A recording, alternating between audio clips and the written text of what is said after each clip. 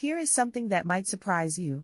Your grandmother probably had a better handle on her money than most people do today, and she did it without a single app, a credit score, or a financial advisor on speed dial.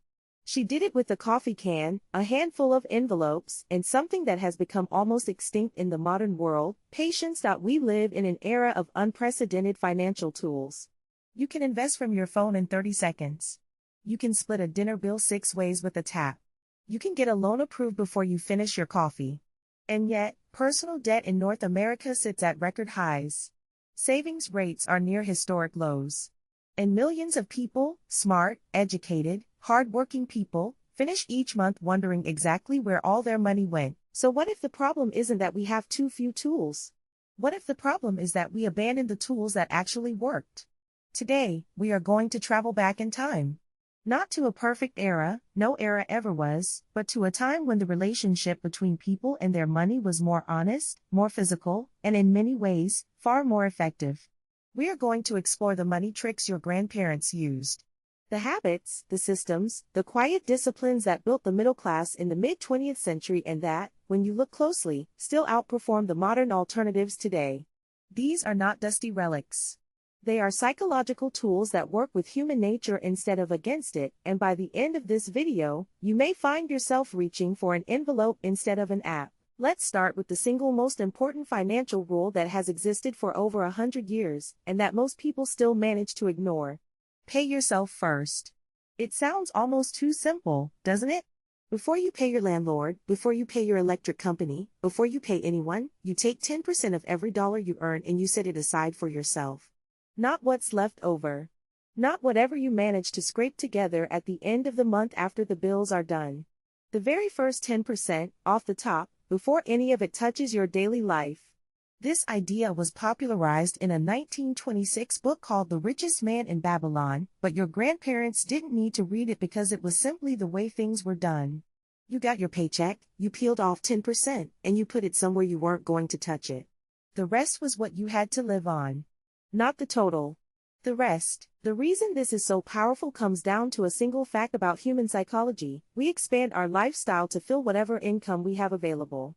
Give someone a raise and within 6 months they are usually spending the entire raise and wondering what happened. But if that 10% never enters the spending equation, if it's already gone before you start budgeting, you adjust to the remaining 90% and you don't miss the rest. Your grandmother knew this.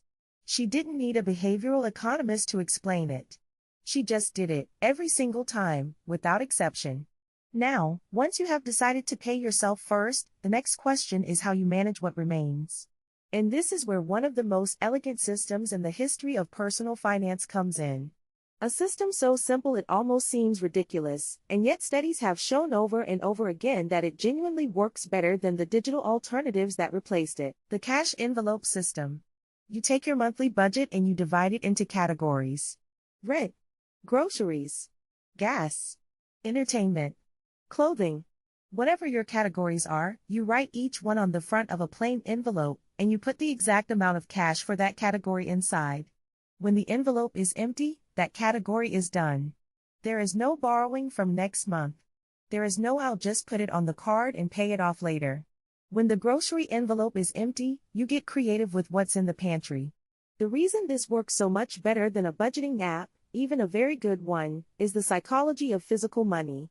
Researchers have found consistently that people feel the pain of spending more acutely when they hand over physical cash than when they swipe a card or tap a phone. The act of handing a cashier 4 $20 bills feels different in your gut than watching a number on a screen decrease by 80.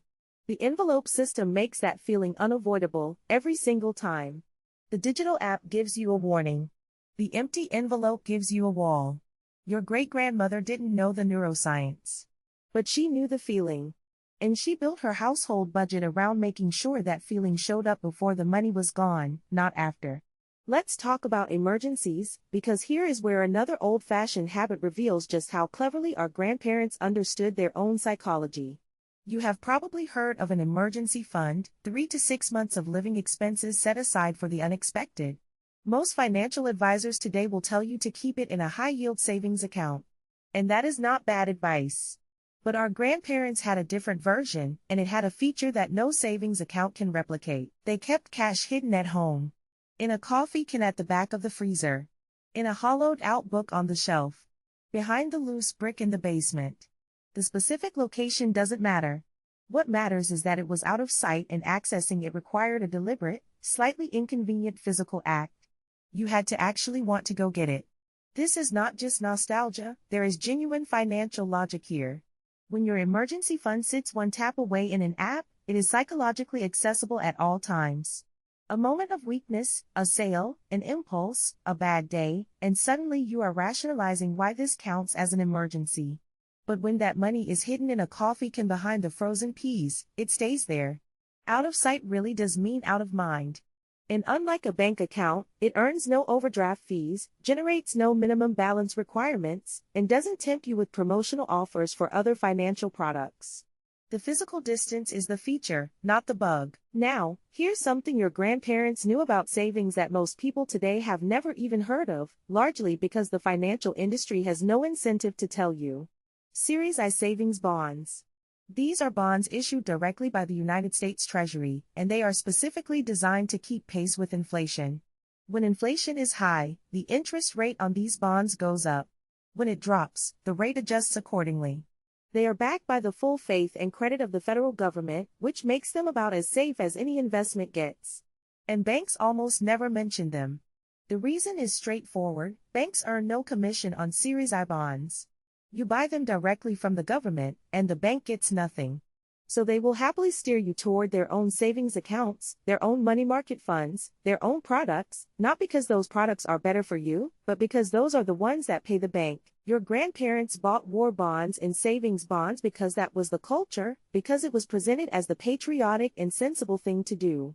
They stumbled into one of the best inflation-protected savings instruments ever created, and many of them held those bonds for decades. It might be worth looking into whether they still make sense for you today. Let's shift now from saving to spending, because this is where some of the most fascinating old-fashioned wisdom lies. And it starts with a rule that sounds almost painful in a world designed to make you want everything immediately. The 30-day waiting rule. Before any purchase above a certain threshold, say $50 or $100, you write it down on a list with the date. And then you wait 30 days. You don't buy it. You just let it sit there on the list. In 30 days, you revisit the list and ask yourself honestly whether you still want it. What happens when you do this is remarkable. The neuroscience explains that new purchases trigger a dopamine response, a genuine chemical excitement that your brain generates in anticipation of getting something new. That feeling is real, and it is designed to make you act quickly before it fades. The 30-day rule lets it fade. Most people find that after a month, somewhere between half and two-thirds of the things they desperately wanted no longer seem worth the money. The desire wasn't gone because the item got worse. It was gone because the dopamine spike wore off, and without the spike, the item was just a thing that cost money. Your grandparents called this sleeping on it, and they applied it almost automatically to anything significant. It wasn't a system they read about. It was a cultural norm that assumed the feeling of wanting something was not the same as the thing being worth buying. Now let's talk about quality, because there is a philosophy buried in the way previous generations shopped that has an actual name in economic theory. It's sometimes called the boots theory, after a passage in a series of fantasy novels, but the idea is far older. The theory goes like this: a wealthy person buys one pair of quality leather boots for $100. Those boots last 20 years with proper care.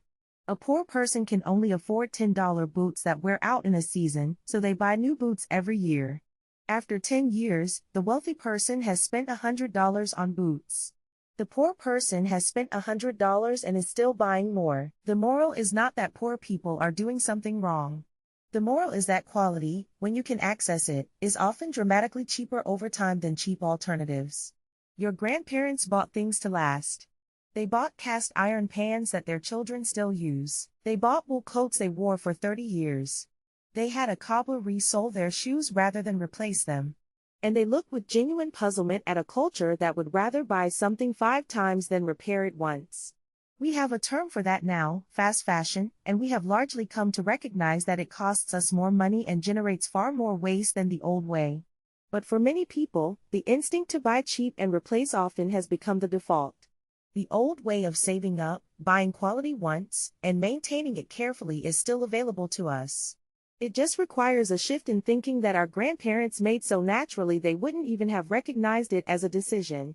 Speaking of decisions at the store, let's talk about grocery shopping, because the modern supermarket is a marvel of psychological engineering designed specifically to extract more money from you than you intended to spend. The layout, the lighting, the placement of products at eye level, the smell of fresh bread near the entrance, all of it is calculated. And your grandmother defeated all of it with a piece of paper and a set amount of cash. She wrote her list before she left the house. She took only what she needed to buy what was on that list. And when the cash was gone, she went home. There was no cart full of impulse buys. There was no card to tap when the cash ran out. The list was the plan, and the cash was the limit, and that was simply the whole system. Studies comparing cash shoppers to card shoppers consistently find that cash shoppers spend less on unplanned purchases, often significantly less. The list tells your brain what you came for. The cash makes deviation feel real.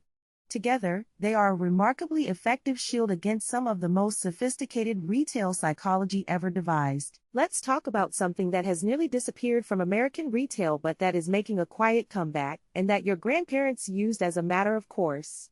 Layaway. The idea is simple: you see something you want, you put a deposit on it, and the store holds it for you while you pay it off in installments over several weeks or months. When it's paid off, you take it home. No interest. No debt. No credit check. The credit card industry largely dismantled the layaway culture because their model is more profitable, not for the customer, but for the bank. When you buy on credit, you often pay 15, 20, even 25% annual interest on that purchase if you don't pay it off immediately. That is an extraordinary tax on spending that your grandparents simply didn't pay. They waited. They saved. They paid cash, and when the item arrived in their home, it was fully owned, not borrowed. Layaway plans still exist at some retailers, particularly around the holidays. And the core principle, save up for it first, pay no interest, own it outright, is available to anyone willing to do what previous generations considered completely normal: wait. Now let's step into the kitchen, because some of the most powerful financial habits from the past were not about money at all. They were about cooking, and they had a compounding effect on household finances that is genuinely astonishing when you add it up. The Sunday batch cook was a tradition in millions of households across the mid-20th century. You roasted a whole chicken on Sunday. That chicken was dinner on Sunday night. The leftover meat became chicken sandwiches on Monday, then chicken soup with the carcass and vegetables on Tuesday, then maybe chicken fried rice with whatever was in the refrigerator by Wednesday. One chicken. 4 meals. Almost no food waste. Almost no additional spending. The contrast with how many households operate today, buying individual ready-made meals, ordering delivery multiple times a week, throwing away leftovers because they seem like less than a full meal, is striking when you do the math. Food costs for a family that cooks intentionally and plans its meals can be 30 to 50% lower than food costs for a household that buys and discards haphazardly. That is not a small number. Over a year, over a decade, it is a genuinely life-altering amount of money. And the batch cook connects to another old habit that sounds extreme until you look at the numbers. Home gardening and canning. Agricultural studies have consistently found that a well-maintained backyard vegetable garden generates somewhere between $5 and $8 in produce value for every dollar invested in seeds, soil, and supplies. In some studies, the return is even higher. Your grandparents knew this not because they had studied the economics, but because they grew up in a culture where growing some of your own food was simply what responsible adults did. Canning that produce extended the benefit through winter.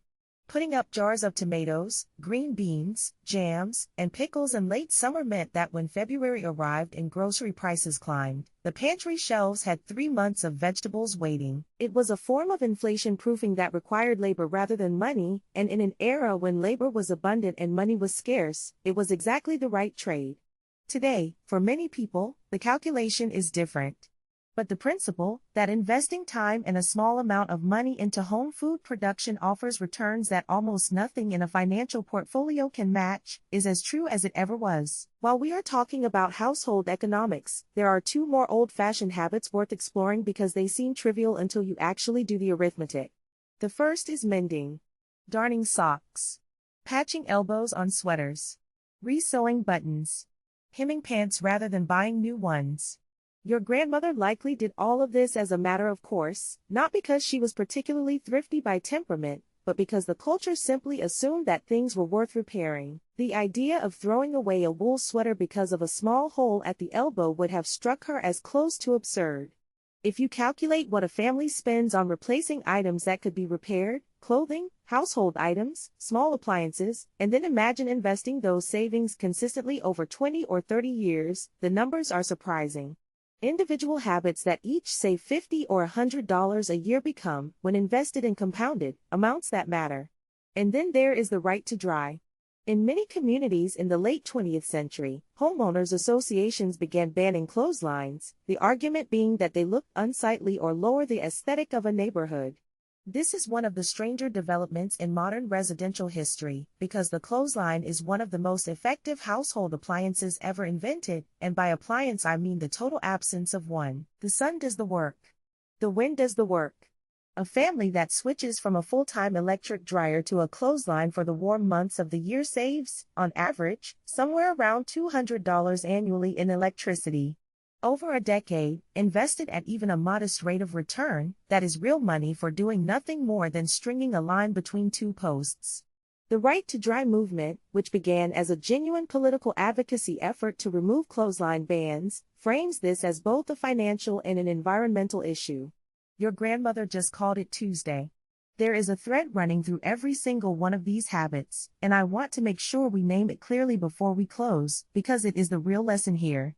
Every one of these practices, the envelope, the coffee can, the 30-day list, the batch cook, the mended sweater, puts a physical and psychological barrier between you and the act of spending. They create friction. Deliberate, intentional friction that gives your rational mind a chance to catch up with your emotional impulse. Modern financial technology, with very few exceptions, has been designed to do the opposite. It removes friction. It makes spending faster, easier, more frictionless. One tap. One click. One swipe. The technology is impressive. The business model behind it depends on you spending more, faster, with less resistance. That is not a conspiracy theory, it is simply how the incentives work. The more seamlessly you spend, the more you spend. And the more you spend, the more the system profits. Your grandparents were not smarter than us. They were not more virtuous, and their era was not simpler, in many ways it was considerably harder. But the financial tools available to them created friction by default, and that friction protected them from themselves in ways they probably never consciously appreciated. The envelope was empty, the coffee can was hidden. The layaway wasn't paid off yet. The list said no. The waiting period wasn't over. Every system they used put a small obstacle between impulse and action, and across a lifetime, those small obstacles accumulated into real financial stability. So here is the challenge I want to leave you with, and I am going to make it as specific and as small as possible because the research on behavior change is very clear that small is how it starts. Pick just one of the things we talked about today. 1. Maybe it is the 30-day list on your phone for anything over $50. Maybe it is one cash envelope for one spending category that always seems to run over. Maybe it is a batch cook on Sunday for 1 week and seeing how it affects your food spending. Maybe it is calling your bank and asking about Series I bonds. One thing, 30 days. Because here is what your grandparents understood that sometimes gets lost in all of our financial sophistication. The goal of managing money is not to have more money. The goal is to have less anxiety, more freedom, and a quiet confidence that the future is going to be okay. They built that confidence not with apps or algorithms or optimized portfolios. They built it one habit at a time, one envelope at a time, one coffee can at a time. And those tools still work. They work because human nature hasn't changed. The dopamine spike from wanting a new thing is exactly what it was in 1955. The feeling of handing over physical cash is exactly what it was in 1962. The anxiety of watching an envelope go empty is exactly what it was in 1948. The psychology is unchanged. The tools that work with that psychology are unchanged too. Your grandparents left you an inheritance. It isn't sitting in a bank. It's sitting in a habit, waiting for you to pick it up.